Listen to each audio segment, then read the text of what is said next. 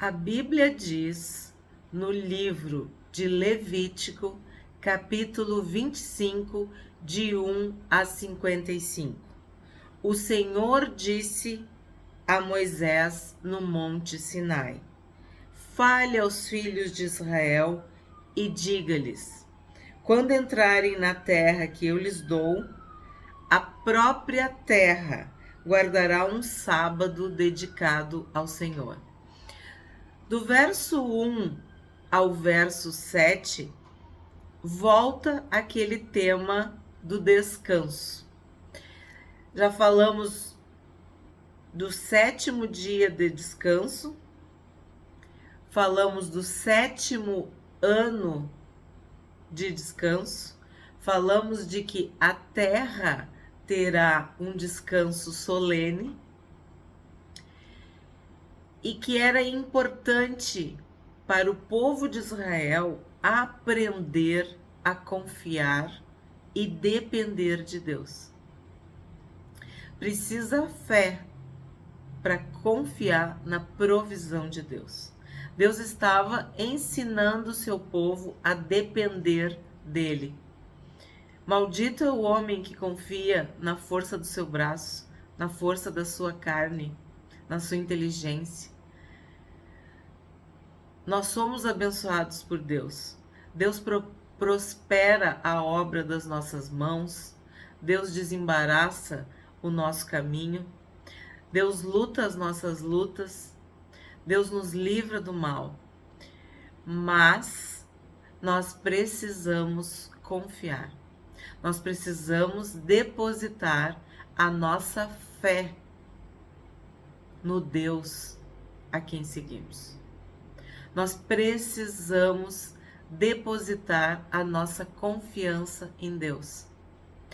Muitas das nossas angústias, ansiedades e medos advêm de um coração incrédulo, de pouca fé, de acreditarmos mais nas nossas forças, nas nossas capacidades, no nosso trabalho, no suor do nosso rosto, do que mesmo confiar na provisão de Deus.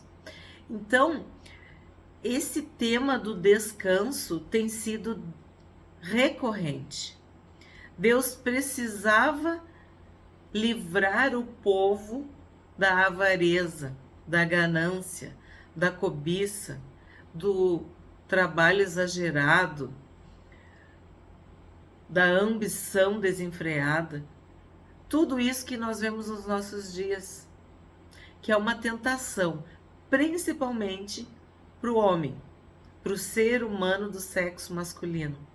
Ele precisa de uma autoafirmação através do trabalho, através da sua capacidade. E naquela época não era diferente. Então Deus está ensinando, tem que parar um dia na semana, tem que parar um ano, e agora a terra tem que parar. Tem que haver um descanso solene para a terra. Versículo 8. Conte 7 semanas de anos, isto é, 7 vezes 7 anos, de maneira que os dias das 7 semanas de anos sobem 49 anos. Quem não assistiu o vídeo sobre os números na Bíblia, olha o exemplo que temos aqui. Esses períodos foram observados fielmente, literalmente, pelo povo de Israel. Mas nós vimos a importância, vamos dizer assim, o valor do número 7, que ele indica uma completude, uma perfeição. Então, neste versículo está falando do ano do jubileu, que deveria ser celebrado e observado por Israel. Eu vou para o número 10. Santifiquem o 50º ano e proclamem liberdade na terra a todos os seus moradores. Esse será um ano de jubileu para vocês, e cada um de vocês voltará à sua propriedade. cada um de vocês voltará à sua família. Então, o ano 50, o 50º ano, ele proclamava liberdade na terra a todos os seus moradores. Então, o que significa isso? De novo, Deus está instituindo, celebrando, oficializando o descanso, a liberdade, a restituição, a restauração, o perdão, a volta, o resgate. É muito lindo isso. E eu não sei se vocês já pararam para pensar, analisar a vida de vocês, as etapas, as estações, tempos em que nós avançamos, tempos em que retrocedemos, tempos que paramos, tempos que tivemos que recalcular a rota, como eu digo, tempos em que tivemos que voltar e ver o que tinha ficado para trás, o que tinha se perdido, o que precisava ser liberado, o que precisava ser reconsiderado, abandonado, esquecido, superado. Muito profundo isso. 11º, número 11. O 50º ano será jubileu para vocês. Não semeiem o campo, não colham o que nascer por si mesmo, nem colham as uvas das vinhas não podadas. Então, haveria esse descanso, esse sossego, essa pausa. 14, eu ia dizer 14º. 14.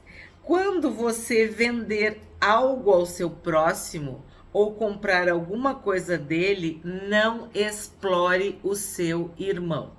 Então, aqui tá falando de novo que existem oprimidos e existem opressores, existem exploradores e explorados. E o Senhor está advertindo, porque o Senhor disse a Moisés, Deus está dizendo para o seu povo, não oprima o teu irmão, não explore o teu irmão. E é uma negociação, é compra e venda. Então, a fidelidade, a honestidade, a lisura, ela deve acompanhar o cristão nos seus negócios, nas compras e nas vendas. Não devemos aproveitar as oportunidades para passar a perna em ninguém. Às vezes a ingenuidade, a inocência, a falta de experiência do outro lado pode suscitar essa tentação de querer levar vantagem, de querer enganar, explorar, oprimir, fazer mal ao próximo. 17. Que ninguém explore o seu próximo. Cada um, porém, tema o seu Deus, porque eu sou o Senhor, o Deus de vocês. Isso é muito sério, porque às vezes tu pensa assim, ninguém tá vendo. Eu tenho direitos. Aconteceu isso, aconteceu aquilo, então eu vou fazer justiça. Eu mesmo vou resolver essa situação. E aí, usando um português bem simples, tu passa a perna no outro. E aqui tá dizendo, tema a Deus. Deus tá vendo tudo. Deus tá vendo que tu tá usando de má fé, de malícia, de desonestidade. Tu tá querendo roubar, tu tá querendo defraudar, enganar, fazer o outro, outra parte, o outro lado de bobo, de tolo. Deus está vendo. Não é porque as pessoas não viram, não ouviram, não perceberam, porque não tem câmera, não tem testemunha, tu pensa que tu pode agir assim. Deus está vendo. Se tu teme a Deus, se tu tem juízo, se tu obedece, se tu ama, se tu serve, se tu respeita a palavra de Deus, tu não vai fazer isso. Tu não vai ser desonesto. Tu não vai explorar, tu não vai maltratar, tu não vai oprimir, tu não vai enganar o teu próximo. 18. Observem os meus estatutos e cumpram os meus juízos. Assim vocês habitarão seguros na terra. Interessante, ó. Se tu obedecer, se tu guardar, se tu fizer o que é certo, sabe o que tu vai ter? Segurança, paz, proteção.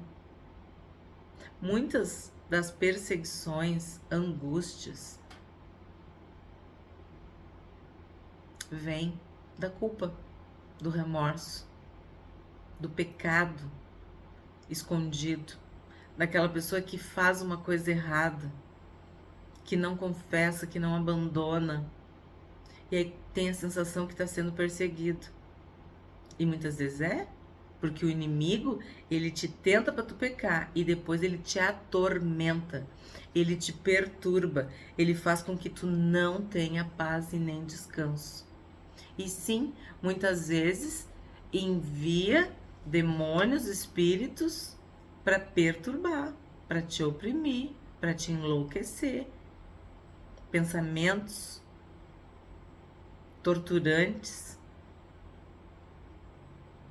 Aí as pessoas dizem, tu tem mania de perseguição. Não, é a culpa, é o remorso, é a desonestidade, é o salário do pecado. 19. A terra dará o seu fruto e vocês terão comida à vontade e nela habitarão em segurança. Então, de novo, se tu for honesto, se tu for uma pessoa idônea, correta, tu vai habitar em segurança e a terra vai dar o fruto. Por quê? Porque é Deus que dá o crescimento, é Deus que dá a vida. Seja para nós, seja para os animais, seja para a natureza. É Deus que sustenta a criação, que sustenta o universo. Então, se ele está dizendo que é para descansar, que é para parar, que é para dar uma folga, que é para deixar a terra repousar, que é para fazer certo, que é para restituir, resgatar, perdoar, é porque ele vai te sustentar. 23. Também a terra não será vendida em definitivo, porque a terra é minha, pois vocês são para mim estrangeiros e peregrinos. Basicamente o que eu acabei de falar, a terra é de Deus, ele deu aos filhos dos homens, ele deu a terra para nós porque a terra é dele. Ele que sustenta, ele nunca abandonou a terra, ele nunca abandonou a criação. Então, o que acontece? Ninguém é dono dessa terra. Ele queria ensinar o povo de Israel que eles não... Aquela terra estava emprestada. Eles estavam usando como peregrinos e estrangeiros. Era um tempo, porque a terra pertencia a Deus. Então, quando a gente pensa dessa forma, a gente não explora, não oprime, não subjuga o próximo, porque todos estão na mesma situação de peregrinos e estrangeiros. E isso permitia que eles habitassem em paz e em segurança. E olha que lindo, o próprio Deus diz, a terra é minha.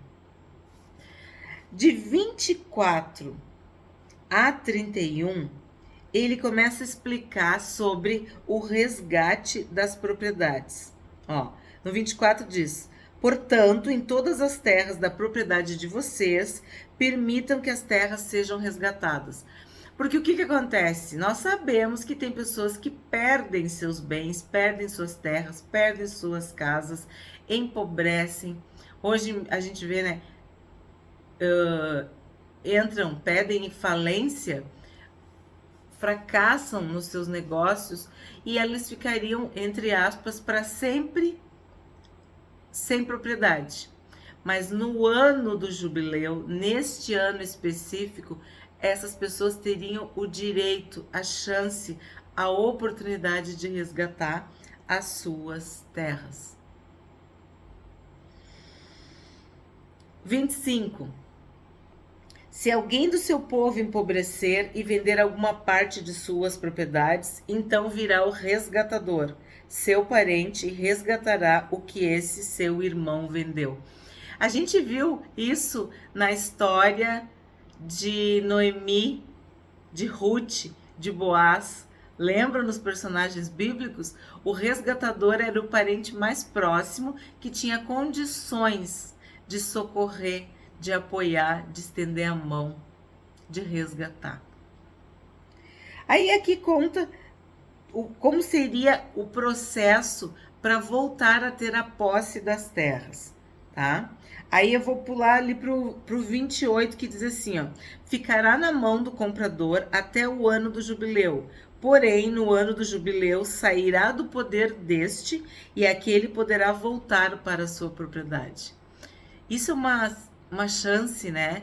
Isso é uma restituição, um resgate mesmo, a palavra é essa, um resgate. E o resgatador era essa pessoa que fazia essa bondade, essa benevolência, essa boa ação, que foi o que Boaz fez com as terras de Noemi. Se tu não assistiu, eu te convido a assistir a playlist Personagens Bíblicos. Noemi, a mulher que viu a sua sorte mudar. Aí vamos para o 35. Se alguém do seu povo se tornar pobre e as suas mãos se enfraquecerem, então você tem o dever de sustentá-lo. Ele viverá com você como estrangeiro e peregrino. Então aqui tá falando assim, ó: hoje tu é forte, mas amanhã tu pode estar fraco. Hoje tu tem dinheiro, posses, terras, amanhã tu pode ter empobrecido. Então, o que acontece com um pode acontecer com o outro. Então, o que tu faz? Tu ajuda na dificuldade. Porque tu não sabe se lá na frente tu não vai precisar de ajuda. Isso me lembra Atos, em que a igreja primitiva caminhava de mãos dadas. Tudo era comum entre eles. E a Bíblia diz que ninguém passava necessidade. Porque todos tinham tudo em comum. Um ajudava o outro ajudava, eles vendiam as propriedades e socorriam aqueles que precisavam. Então, desde o princípio, Deus quis, Deus quer, Deus deseja que seja assim. Que não haja distinção, que as pessoas se amem, se ajudem e socorram o próximo nas suas dificuldades, nas suas necessidades, nas suas situações limite. Seja uma doença, né? Uma fraqueza, uma enfermidade, uma pobreza, uma falência. A gente sabe, acontece muito aqui no Rio Grande do Sul, pessoas que perdem toda a colheita, toda a lavoura, porque dá uma enchente ou é uma seca, e aí tudo que a pessoa tinha, ela perdeu. Aí vem o irmão, o próximo, o resgatador, e estende a mão. 36. Não cobre dele juros nem ganho, mas tema o seu Deus, para que esse seu irmão possa viver perto de você. É aquilo que Paulo fala, estender a destra da comunhão, ajudar o próximo. E se precisar, abre a porta da tua casa. A Bíblia diz que hospedaram anjos. Tu ter hospitalidade, tu cuidar daquela pessoa num momento de fraqueza, de enfermidade, de necessidade. 37. E olha, ele repetiu, tema Deus, quer dizer, lembra que Deus está no céu e Deus está vendo tudo. Não cobre juros sobre o dinheiro que emprestar a ele, nem dê mantimento a ele esperando obter lucro. Quer dizer, o que a tua mão direita fizer, a esquerda não tem que saber. Não cobrar juros significa assim, tu não vai te aproveitar da necessidade, da fraqueza do próximo para te lucrar. Como nós também vimos acontecer. As cidades que foram inundadas, as pessoas colocando preços altíssimos, exorbitantes, para quê? Para lucrar. Isso é pecado e Deus não se agrada disso. 38. Eu sou o Senhor, o Deus de vocês, que os tirei da terra do Egito, para dar a vocês a terra de Canaã e para ser o seu Deus. Então, se Deus é generoso, Deus é bondoso, Deus é benigno, Deus nos abençoa, é esse comportamento que Ele espera de nós em relação ao próximo. Não devemos escravizar, explorar, tirar vantagem, se aproveitar, usurpar na hora da necessidade, da calamidade, da fraqueza, da enfermidade. Aí eu vou pular agora para o 43. Não domine sobre eles com tirania, mas tema o seu Deus. Aqui ele fala de uma coisa que acontecia muito. Quando a pessoa empobrecia, ela se colocava como escrava. Os filhos eram vendidos como escravos. E a gente sabe que isso na Bíblia acontece várias vezes. Várias histórias relatam isso. Principalmente, a mulher ficava viúva e não tinha como sustentar seus filhos, os filhos se tornavam escravos. Então aqui ele está dizendo o quê? Que a gente não deve dominar sobre eles com tirania, mas, de novo, temer a Deus, agir de acordo com a palavra de Deus, com obediência, com humanidade, com bondade, com compaixão. 46. Vocês poderão deixá-los como herança para os seus filhos depois de vocês, para que sejam propriedade deles.